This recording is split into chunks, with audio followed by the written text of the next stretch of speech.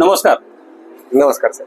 गेली 10-12 वर्षापासून दीपक भाऊंना ऐकतोय, समजतोय आणि हे समजत असताना एक म्हणजे म्हणतो ना उत्कृष्ट हे होतं, त्यामध्ये क्युरियोसिटी होती की दीपक भाऊंना भेटायचं आणि दीपक भाऊंच्या सोबत एक काम चालू करायचं शेतकरी बांधवांच्या हिताचं, आणि ते आहे सेंद्रिय खतांचा वापर शेतकऱ्यांनी वाढवावा.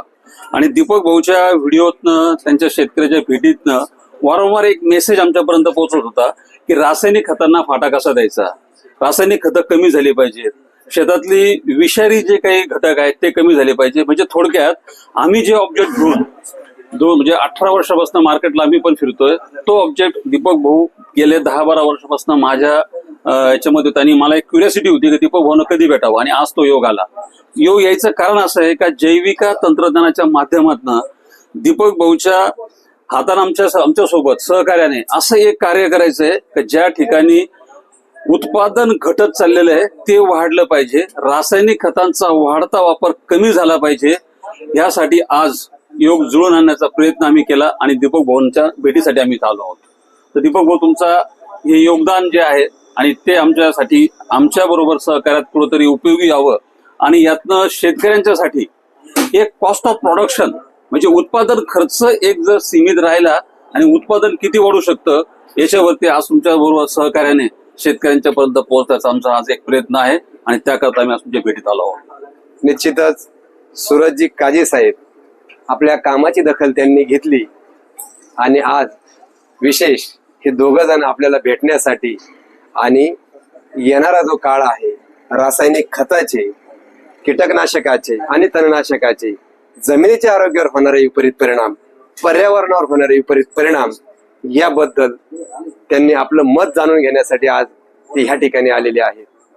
साहेब, पहिले प्रथम मी आपणाला सांगू इच्छितो की ज्याप्रमाणे त्या गायछापच्या पुढीवरती लिहिलेलं असतं का धूम्रपान करणं हे आरोग्यास घातक आहे, त्याप्रमाणे रासायनिक खतांच्या गोण्यावरती आता लिहून येतंय का रासायनिक खत ही जमिनीच्या आरोग्याच्या दृष्टीनं घातक आहे. वाटलंच तुम्ही आजही नवीन जे पॅकिंग, नवीन जी खतं मागील 15 दिवसापासून विक्रीसाठी आलेली आहे त्या प्रत्येक गोणीवरती लिहिलेलं आहे का रासायनिक खताचा अतिवापर हा पर्यावरणासाठी आणि नव्हे तर आपल्या काळी आईसाठी तो घातक आहे. का यामुळे जमिनीची उत्पादकता कमी होणार आहे, तसेच आपल्या दररोजच्या आहारामध्ये, अन्नामध्ये का त्यामुळे विष घालवल्या जाणार आहे. एवढंच मी तर म्हणतो हे सरकारने हे पहिलं पाऊल उचललेलं आहे. मी तर म्हणतो प्रत्येक कीटकनाशकाच्या बाटलीवरती, प्रत्येक तणनाशकाच्या बाटलीवरती एक विशेष सूचना लिहून यायला पाहिजे का हे जे आहे हे पर्यावरणाच्या दृष्टीने घातक आहे.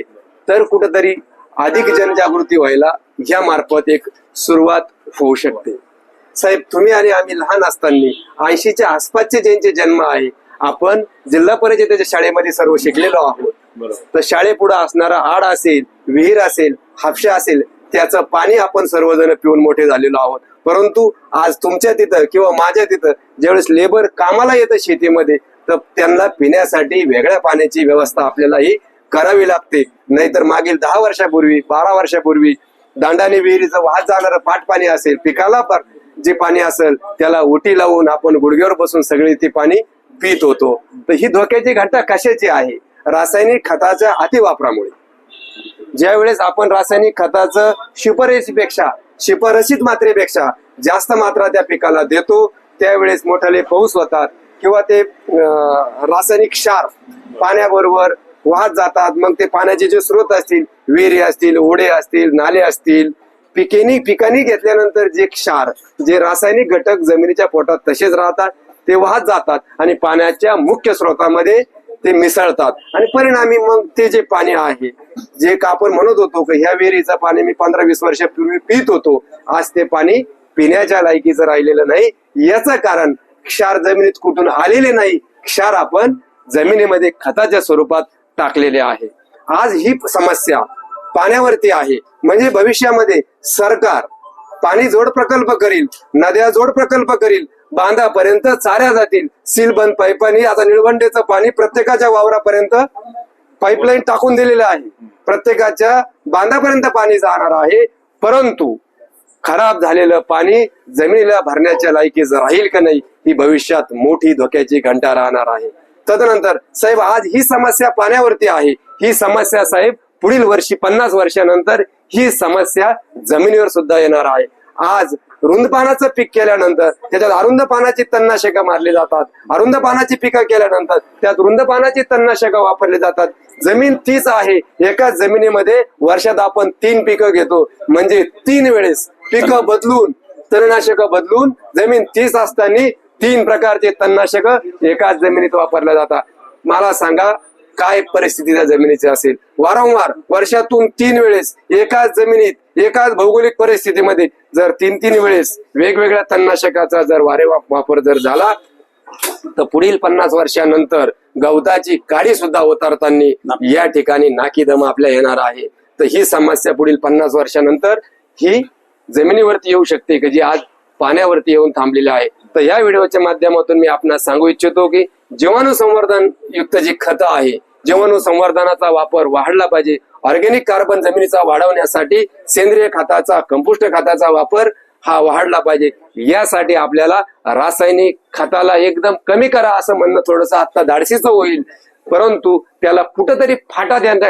50%, 60%, 70% त्याला आपल्याला फाटा देता येईल. 2001 पासून मोहनगिरी कृषी दीपक ही संस्था शेतकऱ्यांच्या चरणी समर्पित आहे आणि 2001 पासून आपण कांद्याच्या अधिक दर्जादार उत्पादनासाठी जमिनीचं आरोग्य टिकून, जमिनीची भौगोलिक जैविक विविधता टिकून कशा पद्धतीने उत्पादन आणि मिळवलेल्या उत्पादनाची गुणवत्ता टिकवता येईल या अनुषंगाने काम करत आहोत. साहेब, हे एकमेव दुकान आहे की आता मी मागील 15 ते 20 दिवसापासून मोठ्या प्रमाणामध्ये लागवडीची खतांची विक्री या ठिकाणी सुरू आहे.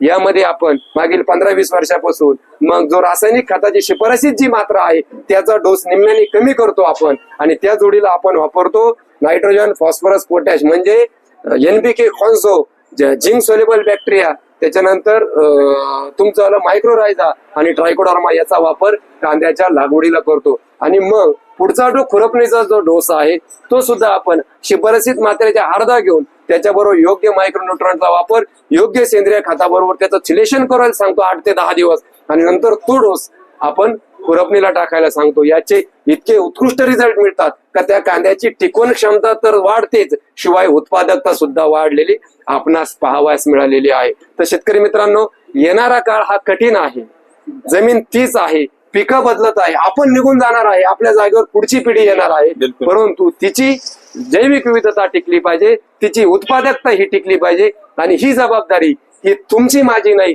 तर शेतीशी निगडीत काम करणाऱ्या सर्व घटकांची आहे का ज्यामध्ये कंपन्यांचे प्रतिनिधी असतील, कृषी विभाग असेल, कृषी विद्यापीठ असतील आणि कृषी विक्रेते सुद्धा असतील.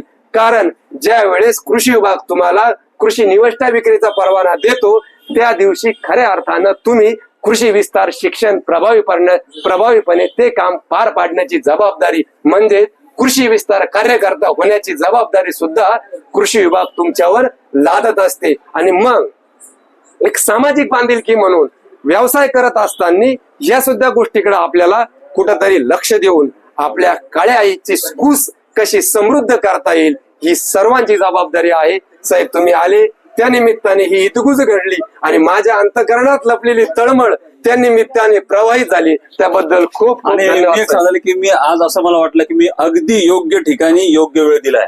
आज मी समाधान आहे मला दीपक भाऊंचे विचार ऐकल्यानंतर आणि ह्या विचारांना आम्ही प्रयत्न करू शेतकऱ्यांपर्यंत पोहोचवण्याचा. खूप खूप धन्यवाद. थँक्यू.